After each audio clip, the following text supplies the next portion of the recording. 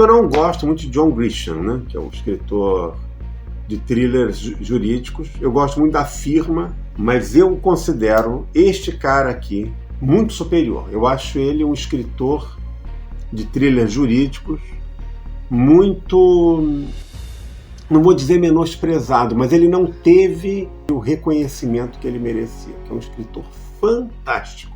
É como o Joseph Finder, escritor de thriller, não tem um livro dele que seja ruim. Todos são excepcionais. Ele não tem uma obra muito vasta, mas todos os livros que ele escreveu são fantásticos. E o mesmo eu posso dizer desse aqui, que é o...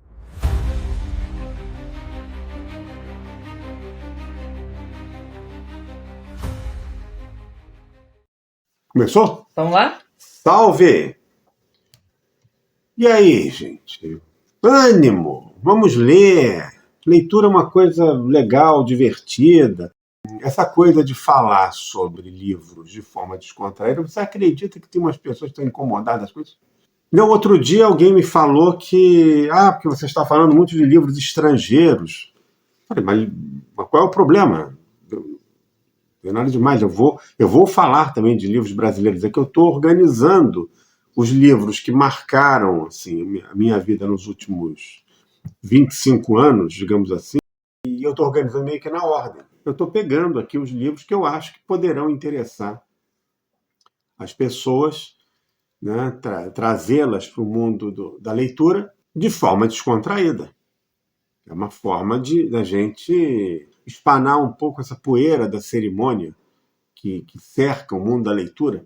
É importante a gente trazer o livro para o nosso dia a dia. A gente só vai conseguir fazer isso de uma maneira informal, né? Ninguém senta para conversar, sei lá, sobre um videogame, embora eu não jogue videogame, com pompa, né? O jogador de PlayStation e o de Xbox vão ficar discutindo, não, porque o jogo tal é muito importante, porque é nobilíssimo. Não. As pessoas vão trocar impressões, entendeu? Esse é o objetivo. Nós só vamos conseguir trazer a leitura para o nosso dia a dia se nós tivermos intimidade com ela. E não existe intimidade com formalismo. Nós precisamos ter uma relação natural com o livro, entendeu? Ele, claro, que tem livros que são fantásticos, mas a gente não precisa ter essa solenidade toda para... Não é um ídolo que você vai colocar num altar para ficar adorando, rezando e enaltecendo o tempo todo, né? A gente tem que mergulhar no livro e se lambuzar com a leitura. Esse é o nosso objetivo aqui, em determinados livros, e com o ato da leitura de modo geral, eu posso acabar falando alguma impropriedade, mas ainda bem que eu estou com a minha mulher aqui e ela está sempre me chamando a atenção. Quando eu ameaço falar alguma coisa, ela ergue os olhos assim, e eu, na mesma hora, obedientemente me contenho, né? O perigo vai ser quando eu gravar um programa sem você por perto, né? É. Aí a coisa vai feder. Mas eu acho que você consegue se controlar. Não sei não. Sei não, entendeu?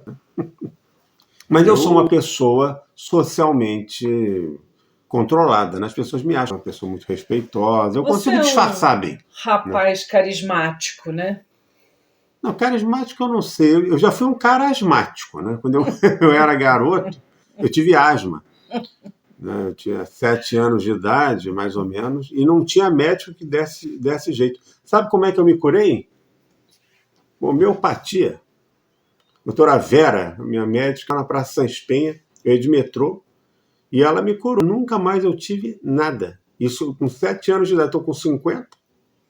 E tem um pessoal aí que ainda diz que homeopatia não serve para nada. Né? Esse é medo da competição, corporativismo. Né? Mas nós estamos aqui para falar de... Estamos falando nesse momento da homeopatia. De livros. De livros. E hoje... É mesmo, de livros. Eu escolhi um muito interessante. Vamos fazer de conta que nós estamos no Vaticano. Ai, Jesus. E aí eu vou perguntar para você o seguinte. Denise, habemos librum? Habemos. Vamos fazer não existia, na época de César, não existia a palavra thriller, né? Então a gente tem que fazer ferir um pouco o latim de morte e perguntar. Habemos thrillerum? Acho que seria isso, né? Habemos. Opa! Isso é fantástico! Apesar que eu não gosto muito de John Grisham, né? Que é um escritor de thrillers jurídicos. Eu gosto muito da Firma e o Dossiê Pelicano e mais um outro livro dele que eu não me recordo agora. Mas eu considero este cara aqui muito superior. Eu acho ele um escritor de thrillers jurídicos muito, não vou dizer menosprezado, mas ele não teve, aqui no Brasil pelo menos, eu não senti, não teve o reconhecimento que ele merecia, que é um escritor fantástico. É como o Joseph Finder, escritor de thriller, não tem um livro dele que seja ruim.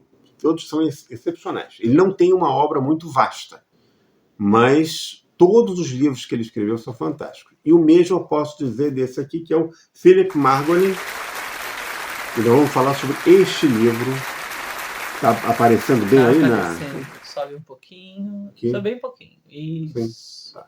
Prova de Fogo. Felipe Margolin. Felipe Margolin. Sabe que esse foi um livro que eu escolhi pela capa? Eu estava na livraria, na extinta livraria Siciliano, no Botafogo Praia Shopping, que depois virou Saraiva e agora eu não sei mais o que é, porque Saraiva fechou. E aí eu vi esse livro, gostei do título, gostei da capa, uma capa impactante, e eu comprei na hora. Isso já tem uns 25 anos, que é um livro de 2001. Ele foi escrito em 1996, The Burning Man, é o título original, e foi publicado pela editora Rocco em 2001. Tá aqui, ó, para não deixar mentir, tá aqui, ó. Livraria Siciliano, aqui, ó. Tá com um selinho aqui da livraria, ó. Que eu não minto, né? Só profissionalmente, né? Quando eu estou escrevendo meus livros, aí tem uma dose de mentira, mas é aquela mentira necessária para se criar uma história ficcional, né? Esse livro foi o primeiro livro dele que eu li, e depois eu fui atrás dos outros. Eu também acredito que esse autor não esteja mais em catálogo da editora, mas os livros dele estão disponíveis nos sebos. Eu sei disso porque, quando nós abrimos a nossa livraria no Empório Dom Casmurro, em 2018, eu entrei em contato com a editora para encomendar todos os livros dele e não havia nenhum livro disponível em catálogo. Então, como eu não entrei em contato mais com eles depois, eu não sei se os livros estavam sendo reeditados ou estavam momentaneamente fora de catálogo, haviam realmente saído de catálogo. Porque isso acontece, que o contrato com o escritor ou os representantes do escritor termina, e a editora muitas vezes não tem interesse em renová-lo, o próprio autor também não tem, enfim. Essas coisas infelizmente acontecem. Mas o fato é que o livro está aí, ele está disponível para quem quiser ler, e eu recomendo a leitura. Qual é a história desse livro? Já tem muito tempo que eu li. Eu não lembro se eu li esse. Você leu? Você gostou muito? É daquele cara que perde uma casa, que é filho de um grande advogado? Ah, tá. Ele vai para uma cidadezinha pequena. Isso. Tá. Vai Exatamente. Cuidar de um caso. Ele vai para um escritório chechelento lá. Um caso que era de um outro advogado, ou que não queria pegar, ou qualquer coisa assim. Era um rapaz. A história é a seguinte: o protagonista, cujo nome é. Vocês me perdoem. Eu me lembro vagamente, faz muito tempo que eu li. Tantos anos que eu li. É Peter Hale, é isso? Pode ser. Isso. Peter Hale, jovem advogado que luta para mostrar seu valor na respeitada firma de advocacia de Richard Hale, seu pai. Isso. Ele é um garoto meio arrogante, um jovem, né? Arrogante, e filhinho de papai, acha que é fantástico, maravilhoso, e quer provar isso para o pai, que o acha não vou falar aqui a palavra que se usaria normalmente. Acha ele um Zé Ruela, né?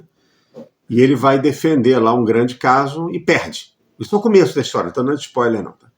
Perde. E aí o pai, já está de saco cheio dele, manda ele para uma cidade do interior. E o cara vai, contrariadíssimo, sem dinheiro e tal, e se emprega num escritório assim, bem ordinário de um advogado, acho que é Dr. Jerry. Esqueci, deixa eu ver aqui. Tem muito tempo que eu li esse livro, gente. Enfim, ele vai lá pro escritório desse homem, um cara mais velho, meio rude, meio agradável, e ele acaba se envolvendo na defesa, isso eu me lembro, de um rapaz que é acusado de assassinato e que tem problemas mentais. Eu não sei qual é a terminologia adequada para se referir a isso, mas ele tem um problema sério. E então ele vai se envolvendo com aquela comunidade e resolve se empenhar em provar a inocência desse jovem, porque ele consegue entender que o garoto não podia ter cometido aquele crime. Não fazia sentido. É como se ele tivesse sido acusado como bode expiatório. Isso fica muito evidente. Então, nesse livro, além do suspense, que é crescente, você tem uma tensão muito grande, o personagem também é um personagem, ele sim é carismático. Ele amadurece. Ele vai amadurecendo e nós vamos acompanhando ele nessa evolução, esse crescimento, nessa superação. E também a gente fica com muita pena do garoto, né? Porque também a gente entende que ele é provavelmente inocente, né? E está sendo acusado, e ele pode, parece que, pegar pena de morte. Acho que no estado, porque tem alguns estados norte-americanos em que a pena de morte é o crime máximo, né? Crime não, perdão, não deixa de ser um crime, né? Sim. É a pena máxima para esse tipo de crime. Então ele tem que salvar o garoto, se eu não me engano, da pena de morte. Deixa eu ver, do corredor da morte. Deixa eu ver. Isso, exatamente. Tá aqui, minha memória ainda tá boa, hein? Não sei por quanto tempo. Vai ficar assim, mas ainda tá. Né? Então é um escritor, não só esse livro, Prova de Fogo, mas outros dele, que são muito bons. A Morte Escreve Certo. É um livro espetacular. Deixa eu ver se tem algum outro título dele aqui. A gente tem vários aqui. Tem vários. Estão espalhados por aí. Mas ele tem uma literatura muito boa, leitura descomplicada, que é muito importante. Não é um escritor, me parece, que queira provar que é uma grande sumidade da literatura. Então ele faz uma literatura muito competente, muito fluida, sem tentar se exibir como um grande literato, que é uma qualidade que eu admiro em muitos escritores que de uma forma obsequiosa, tentam se ausentar da trama, deixando que os personagens e as situações predominem. Eu considero, pessoalmente, essa qualidade uma coisa fantástica, louvável, e é difícil de fazer. É difícil você, como escritor, se retirar da história para deixar o terreno todo para os personagens. Porque isso torna a literatura, eu acho que muitas vezes, dependendo do talento do escritor, mais crível, como se aquilo de fato estivesse acontecendo, não tivesse uma pessoa por trás escrevendo. Então é uma marca da obra dele. Né? Como outros escritores fazem isso. Sabe quem faz isso muito bem? O Mário Vargas Llosa. Mário Vargas Llosa, que é um dos maiores escritores contemporâneos, ele faleceu recentemente. A obra dele, eu também sempre percebi isso. Eu li quase todos os livros dele e ele meio que se ausenta da história. Ele deixa tudo para os personagens. Deixa toda a trama ali para eles, e é como se ele fosse, de fato, uma placa de vidro que estivesse ali. Só que, no caso, ele tinha também, como o Margolin, mas são propostas diferentes, ele tinha um talento fantástico, assim, de moldar as palavras. Então, vamos falar do Vargas Llosa aqui um dia desse. Um livro dele que eu gosto muito, entre todos, né? São extraordinários. Ele tem uma característica que é a de escrever muito bem, uma linguagem culta, objetiva, narrativas bem construídas, um vocabulário riquíssimo, então, mas de uma maneira que você entende, aquilo vai fluindo com uma naturalidade, espantosa. Eu tenho muita admiração por esse tipo, por escritores assim. E é o caso do Margolin, mas como eu falei, é outra proposta, enfim, um outro tipo de livro. Tem um ritmo muito bom. É um livro de quantas páginas? 380, não é tão extenso, mas você lê isso aqui no fim de semana tranquilamente. A gente esquece da família, esquece de tomar banho. É um tipo de livro que pode ter esse poder, né? Acho que da família não. Esse aqui não chega a ter um poder de esquecer da família, mas tem o poder de fazer você esquecer do banho. Então fiquem atentos, hein? A gente está no Brasil aqui, banho diário é sagrado, é parte da identidade nacional. Então é isso aí. Mais alguém quer fazer uma consideração? Não. Nadinha? Não. Eu me lembro muito pouco do livro. Eu me lembro, vagamente, você foi falando, a história veio, né? Foi ficando mais viva aqui, mas poderia ler de novo, porque já... Então, pronto, então leia de novo, está aqui. Missão. Tá, pronto, pode ler. Missão dada, espero que eu consiga. Você está lendo aqui agora o Detento, né, da Freida? Quando você terminar o Detento, lê Prova de Fogo. Pronto, resolvido o problema, já está. Gente, então é isso aí. Até o próximo vídeo. Fiquem atentos aqui ao canal, se vocês tiverem interesse em mais dicas de leitura para o seu dia a dia. Eu vou terminar aqui, vou pegar um livrinho para ler. Eu estou lendo agora a nossa querida Helena Ferrante, a Tetralogia Napolitana, que depois de algum dia eu vou falar sobre esses livros. Um grande abraço e até a próxima.